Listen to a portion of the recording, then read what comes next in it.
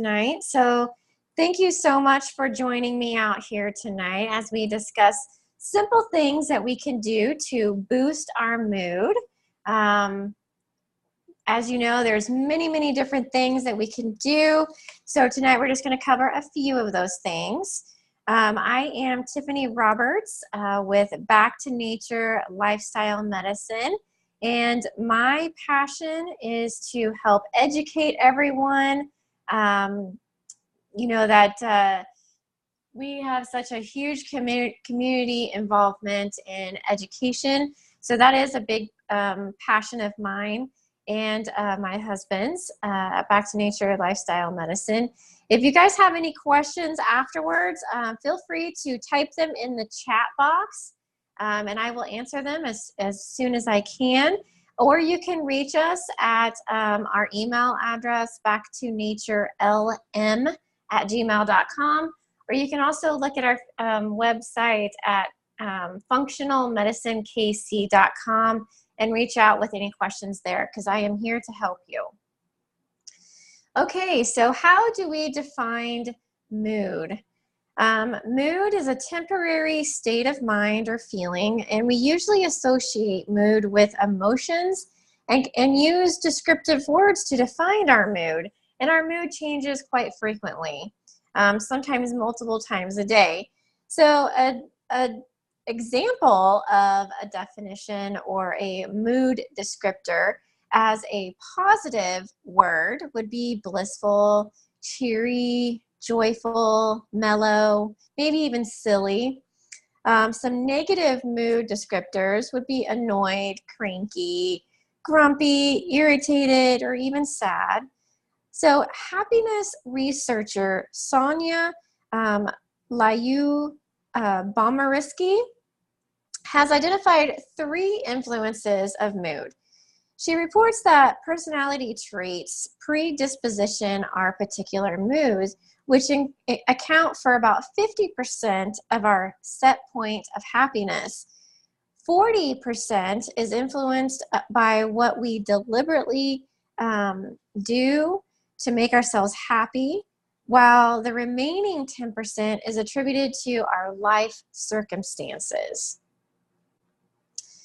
So mood disorders affect over 20 million Americans, and this is with a lot of it being a major depression and bipolar disorders.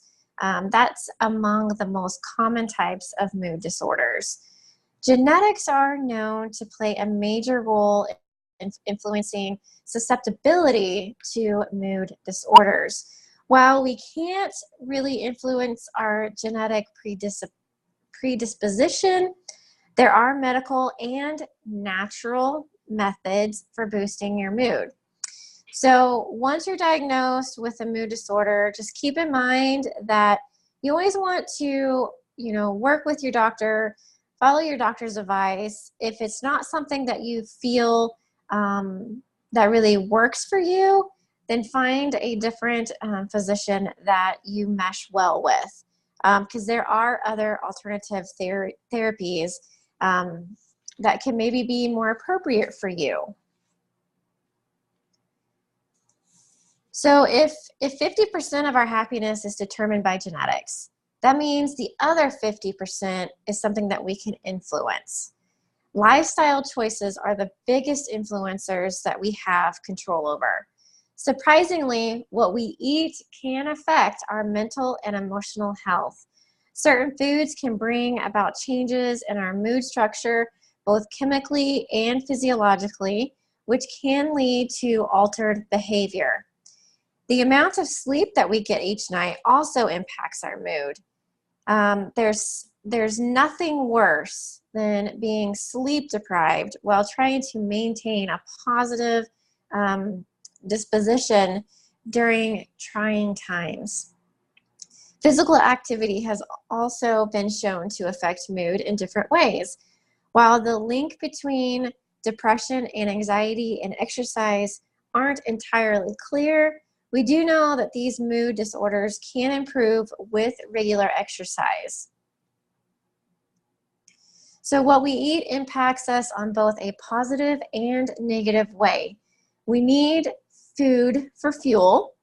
However, different nutrients have different effects on our mood.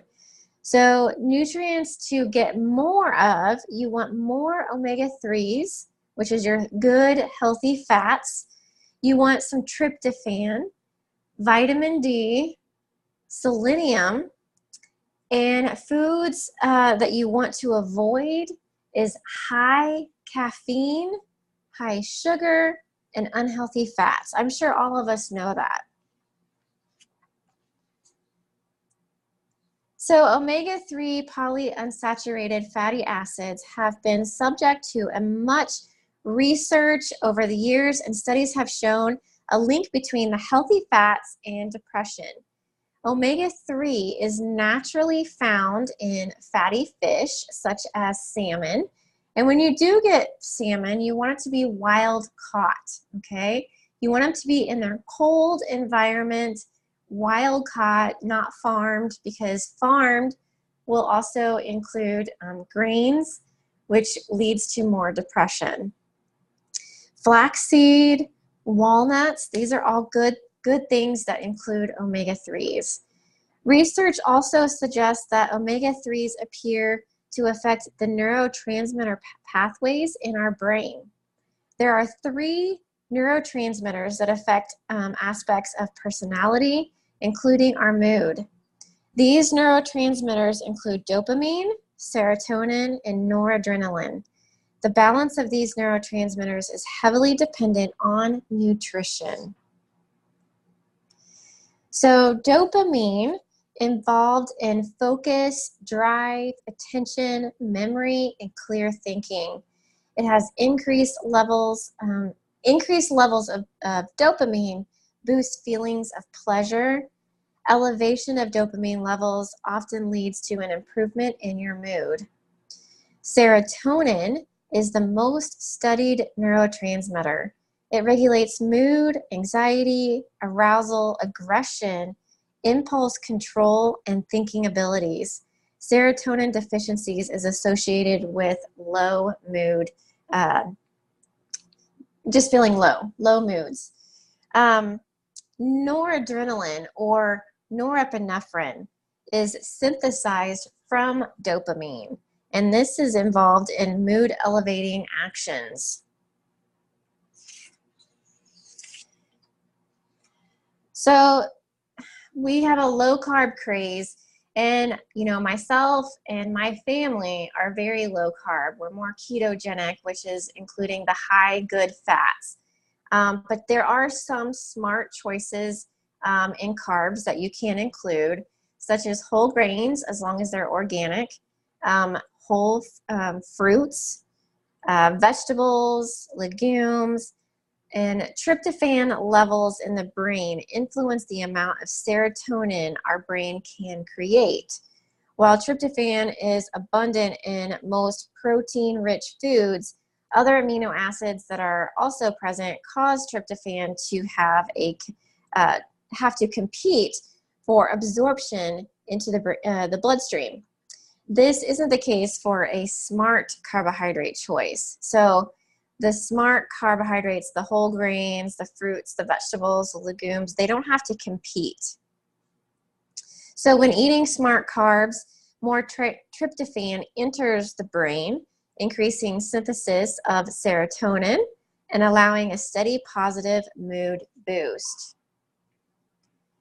Now, vitamin D, this is my favorite all-time, important nutrient, and I think I'm going to do my dissertation on this because it's that important. A study conducted in the University of Toronto reports increased vitamin D improved mood in those suffering from depression, especially those with seasonal affective disorder. We're getting ready for fall, guys. If you have seasonal affective disorder, I would encourage you to work with a doctor that you trust. If you don't have someone that can give you a really good source of vitamin D, please contact our office because there are good and bad sources of vitamin D. Vitamin D levels increase levels of serotonin in the brain, much like tryptophan when you're taking in those smart carbs. Supplements are available. However, food and sunlight are the best forms of helpful vitamin D. So right now, before we get into the fall, get out and get as much sunlight as possible without sunscreen, okay? I can't stress that enough. Other sources of vitamin D would be that wild-caught fish, egg yolks, shiitake mushrooms, even Ganoderma, because we are all about Ganoderma, almond milk, good sources of orange juice, and organic oatmeal.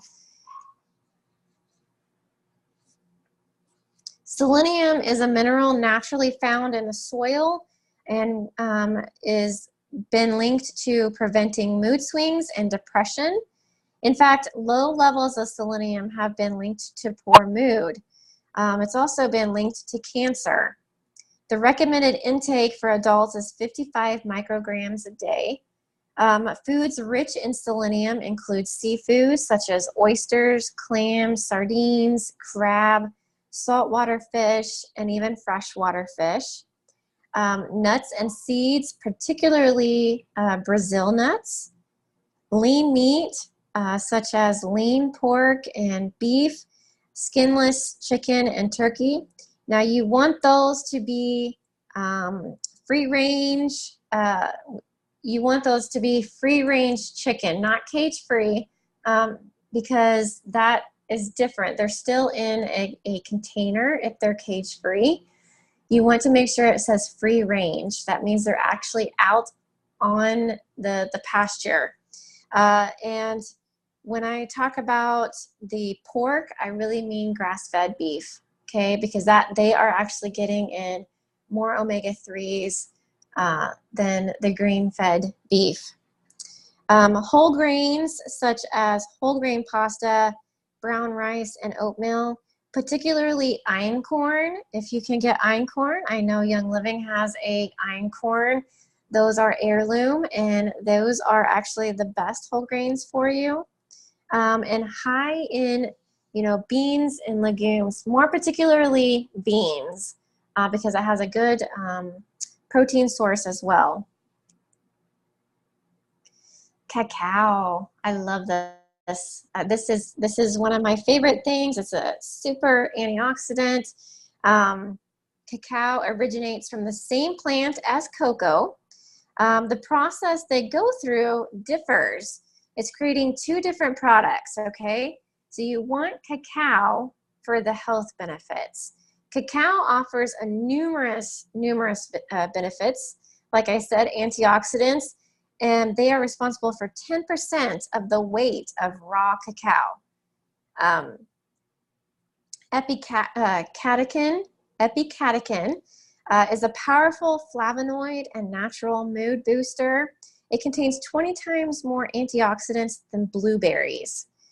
It increases levels of neurotransmitter serotonin. This helps balance mood swings and restores feelings of well-being.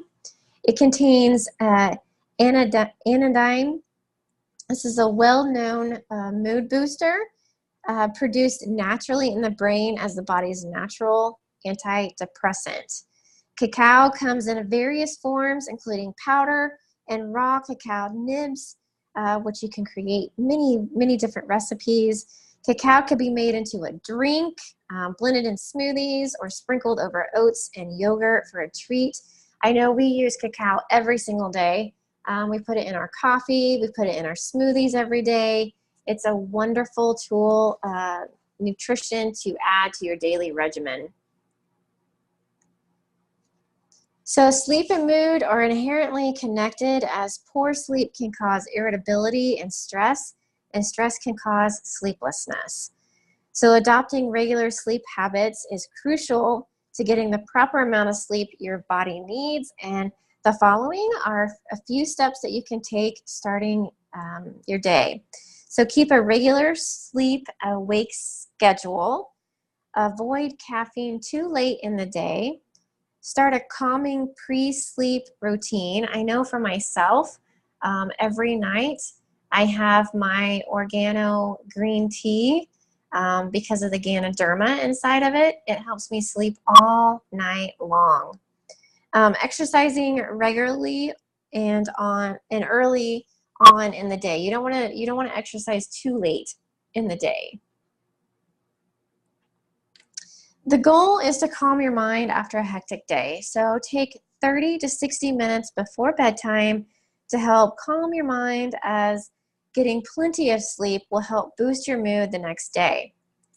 Try some of these tips to ensure a peaceful night's sleep.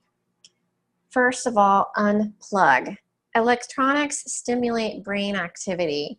Find a good book and read a little each night to help calm your mind and make your eyes sleepy. Yoga. Spend a few minutes doing your favorite stretches. Not only will your body appreciate you as you age, but you will feel more relaxed and ready to rest. You can journal.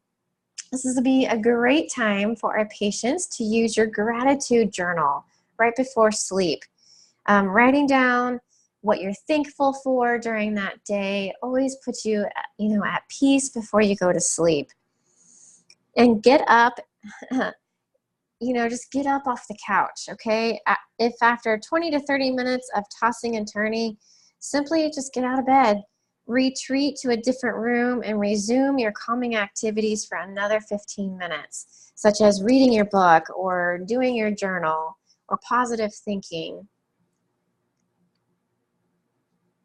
So physical activity and its mood-boosting effects have been the subject of numerous studies. The results of these studies indicate that exercise can trigger positive emotional processing, reduce negativity, reduce anxiety by increasing serotonin levels, improves the body's satisfaction, leading to overall satisfaction. There is a strong evidence that physical activity improves both short-term and long-term mood. Studies further show people who exercise regularly inhibit general overall happiness. As such, physical activity is specifically important for those vulnerable to depression or seasonal affective disorder.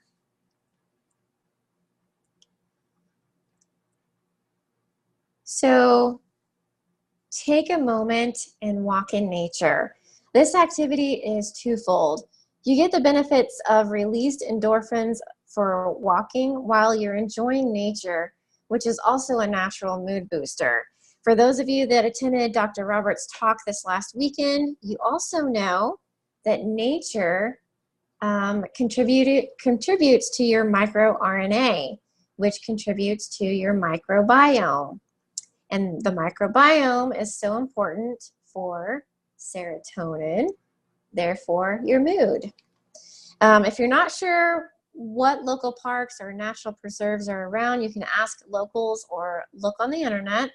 There are more places than you think, especially here in Overland Park.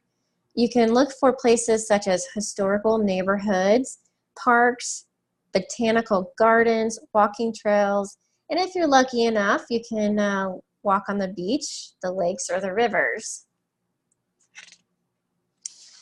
So this one right here, yesterday was National Dog Day, okay? Hopefully everyone celebrated their four-legged fur babies, but being around animals is a natural mood booster. Spend a few minutes a day either walking your pet or playing outside. If your pet isn't stressed by other animals, go look for a local dog park. It's also been proven that simply petting an animal helps increase stress-reducing hormones such as oxytocin and reduces the stress-producing hormone cortisol. Even in the absence of your pet, just looking at the cute animals online can have the same effect. Playing outside with your fluffy friend improves mental health by getting you moving, reducing your stress, creating a distraction from worries, lessening your loneliness, and quite honestly, making you smile. So dancing is a great way to get you moving. Join a local dance group to learn some new moves, take a Zumba class in gym, or have a dance off in your own living room. I know my little 4-year-old challenges me every single day to try at least one dance move. So we're boogieing in the living room without anybody noticing. It's not the place or the moves that matter, obviously. Studies show dancing reduces anxiety through being physically active and allowing you to connect the mind and the body. So crank up that music and get moving. I know that if she's in a bad mood, my toddler, I'll just put on some music and that mood surprisingly changes. So studies suggest finding an exercise buddy helps to beat the blues through social interaction, as people who exercise regularly report a higher sense of well-being and feeling more energetic. Adding a friend to the mix will make exercise that much more fun.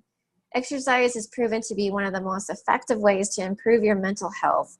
Being around loved ones is also a natural stress reliever. An exercise buddy will help motivate you and get you out when you're feeling kind of low and give you something to look forward to when you lack the motivation to work out.